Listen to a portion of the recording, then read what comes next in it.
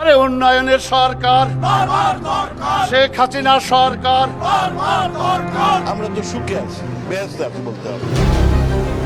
কাল গল্পে ভরা একটা মিথ্যা শাসন ব্যবস্থা। দানের টাকা, সরকারের অনুদানের টাকা, সেটা তারা খেয়ে ফেলছে। একজন পিয়ন যে কিনা 400 কোটি টাকা নিয়ে গেছে, তাহলে পিয়নকে যারা পরিচালনা করতো তাদের কি হতো? পুরো জিনিসটি আসলে একটা লুণ্ঠন প্রক্রিয়া, যেটা স্টেট এখানে তার সমস্ত ধরনের এফোর্ট দিয়ে তার আশেপাশের লোকজন, তার প্রভাবশালী নেটওয়ার্ককে অ্যাকোমোডেট করেছে। অস্ত্রের মুখেই এই ব্যাংকগুলোকে তারা দখল করে নেয়। এথিক্স, মোরাল কোনো কিছু কাজ করতেছিল না। ল এনফোর্সমেন্ট থেকে শুরু করে সবাই ইনভলভ হয়ে যায়।